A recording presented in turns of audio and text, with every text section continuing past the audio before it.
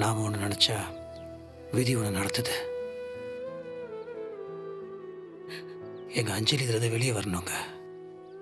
அஞ்சலி இதுலேருந்து வெளியே வரணும்னா அதுக்கு நாம் தாங்க உதவி செய்யணும். இப்போ நீங்களே இப்படி அழுதுட்டு இருந்தீங்கன்னா வீட்டில் இருக்க எல்லாருமே இந்த மாதிரி பண்ணிட்டு இருந்தீங்கன்னா அப்புறம் எப்படி? இல்லைங்க, இப்போ முதல்ல அஞ்சலிக்கு நம்மளாம் சேர்ந்து ஏதாவது ஒன்று பண்ணி கொடுக்கணுங்க. அவள் பிஸ்னஸில் கொஞ்சம் பெருசாக பண்ணட்டும், பெரிய ஆளாக வரட்டும். அதுக்கப்புறம் ஒரு நல்ல பையனை பார்த்து அவளுக்கு கல்யாணம் பண்ணி வச்சிருவோங்க. வேறு வழியே இல்லைங்க.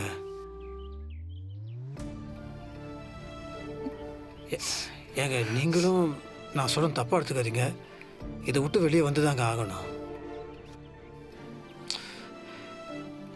ஏங்க தயவுசெய்து நான் சொல்கிறேன், நீங்கள் தப்பாக எடுத்துக்காதீங்க.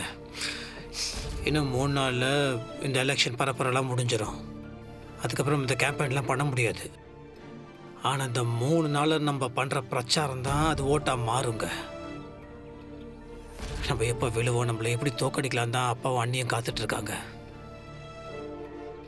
இந்த நேரத்தில் எனக்கு சொல்கிறது கஷ்டமாக தான் இருக்குங்க. ஆனால் வேறு வழி இல்லைங்க.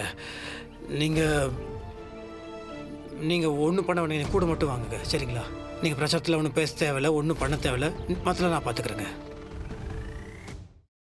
இந்த எலெக்ஷனில் நான் நிற்கல வெற்றி.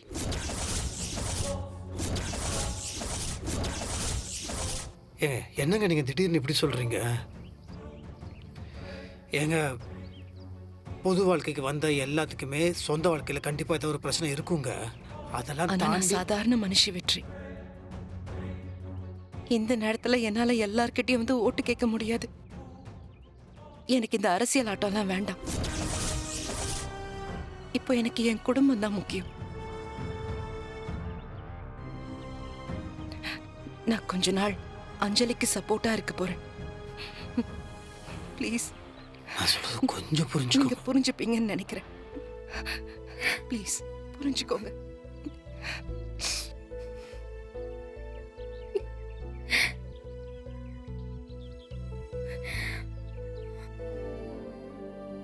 உன்னை பத்தி யோசிக்காம கிளம்புறதா?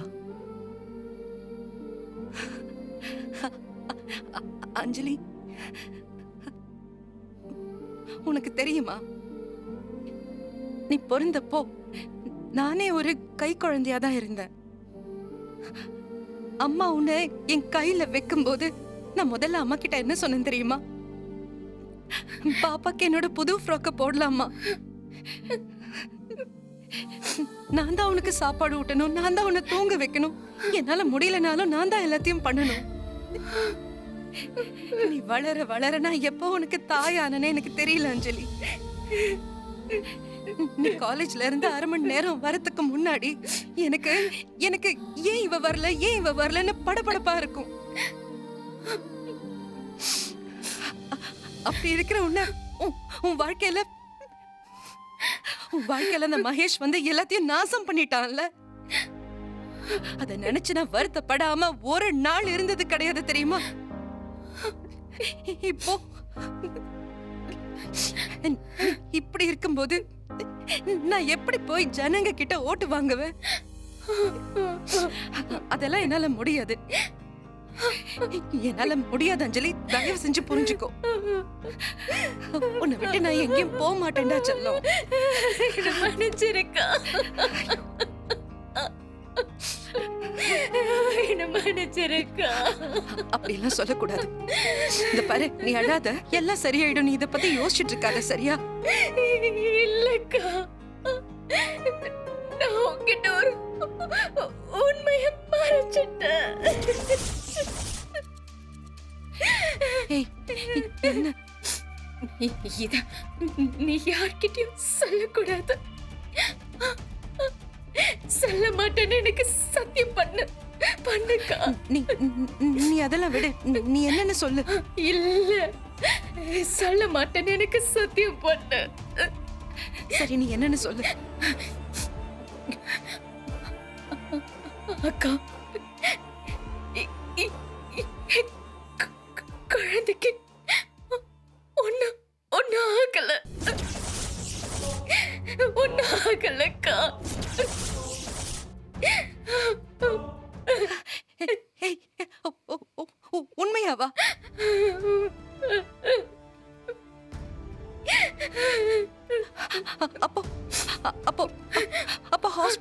சொன்னது?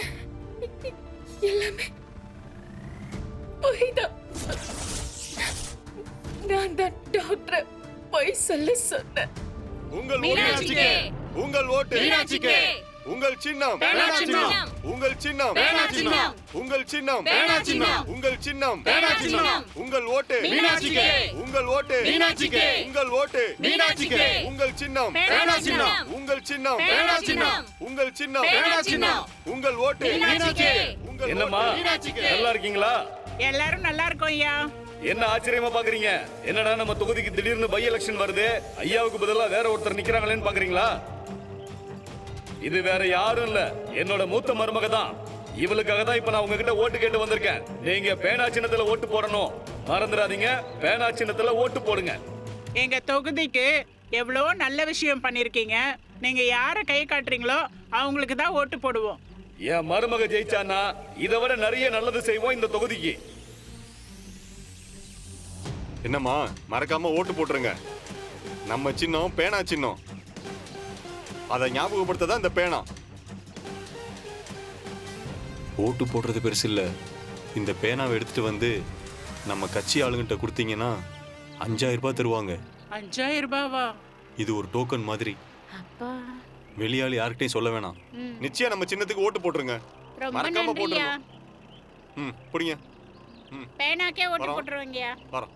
உங்கள் ஓட்டு மீனாட்சிக்கு உங்கள் ஓட்டு மீனாட்சிக்கு உங்கள் ஓட்டு மீனாட்சிக்கு உங்கள் சின்னம் சின்னம் உங்கள் சின்னம் சின்னம் உங்கள் சின்னம் சின்னம் உங்கள் ஓட்டு மீனாட்சிக்கு உங்கள் ஓட்டு மீனாட்சிக்கு உங்கள் ஓட்டு மீனாட்சிக்கு உங்கள் ஓட்டு மீனாட்சிக்கு.